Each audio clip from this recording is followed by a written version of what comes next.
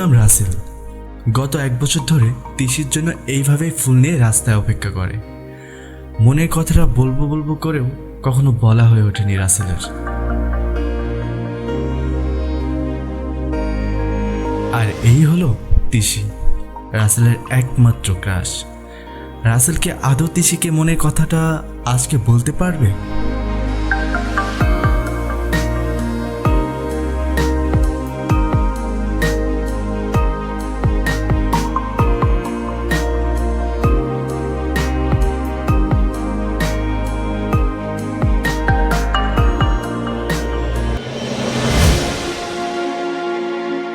তোর প্রবলেমটা কি বলতো? ওকে না বলছি তুই আমার সামনে আসবি না কখনো। I love you তিশি। আর রাখ তোর বাতাসের কাছে ভালোবাসা। যার কাছে রাস্তায় পড়ে থাকা ফুল ছাড়া দামি কোনো গিফট দেওয়ার সামর্থ্য থাকে না, সে করবে ভালোবাসা। ছোট লোক কথা।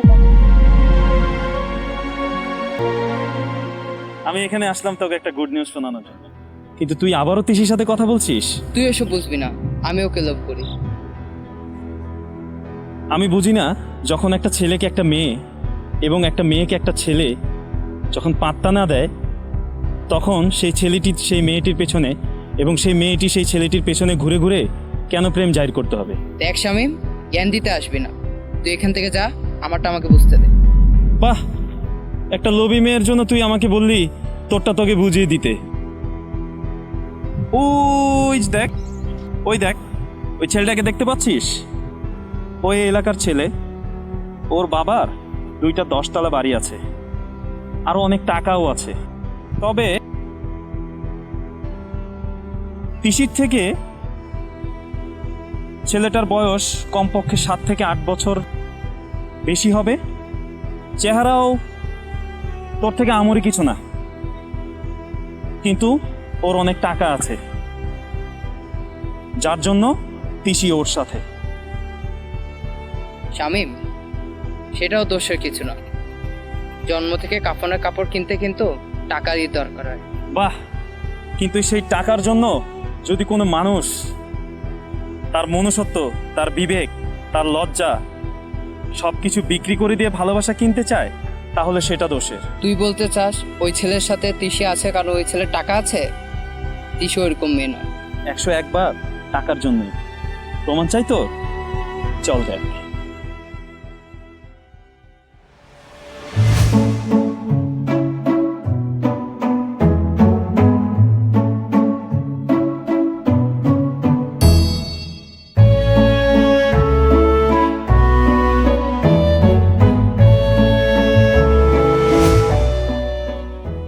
হাই।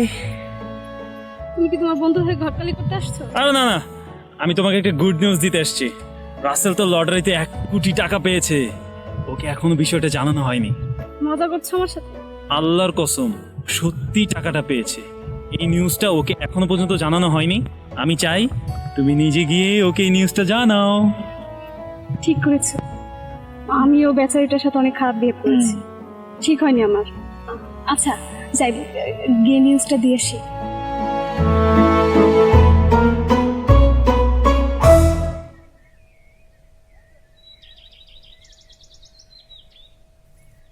রাসেল, আসলে সরি, তোমার সাথে আমার অমন বিহেভ করাটা ঠিক হয়নি। না না, ঠিক আছে, ও তো সব সুন্দরী মেয়েরাই করে আর কি। কোথায়? রাসেল, এটা তোমার কি? ধন্যবাদ। আচ্ছা, তুমি নাকি এবিএম এর 1 কোটি টাকা লটারি পেয়েছো? আমি? আরে হ্যাঁ, তুই পেয়েছিস এবিএম কোম্পানির 1 কোটি টাকার লটারি। হয়তো তুমি ভুলে গেছো, অনেকদিন পর ড্র হয়েছে তো। একদম তাই, তোর আসলেই মনে নাই। আরে আমি তো এবিএম লটারি নেই নাই। 1 কোটি টাকা কিভাবে আসবে? এর মানে সব মিথ্যা? আল্লাহর নাম নিয়ে মিথ্যা বলেছো? যত সব ছোট লোক কোথাকার। দেখেছিস, যখন ও জেনেছে যে তুই 1 কোটি টাকার টিকিট পেয়েছিস, তখন ও তোর কাছে ধরা দিয়েছে। আর এখন যখন জানলো যে তুই 1 কোটি টাকার পাসনি, পাখি ফুরুত। তুই কেন এটা করলি? মিথ্যা কেন বলতে গেলি ওরে? মিথ্যা তো বলি নাই বন্ধু। মানে কি? তুই এবিএম কোম্পানির লটারির টিকিট হয়তো কিনিসনি, কিন্তু ল্যাকোবিডির কোম্পানির টিকিট তো কিনেছিস। হ্যাঁ, কিনেছিলাম। আমি তোকে এখানে আসার পর তোকে একটা কথা বলেছি, আমি তোকে একটা গুড নিউজ দেওয়ার জন্য এখানে এসেছি। আর এই গুড নিউজটা হলো তুই ল্যাকোবিডি কোম্পানির 1 কোটি টাকার লটারি জিতেছিস। আমি 1 কোটি টাকা? সত্যি ছিল এটা? নে, তোদেরটা তোরাই সামলা, আমি এখন চললাম। কিন্তু দেখো, আমি এসব না জেনেই তোমার কাছে চলে এসেছি।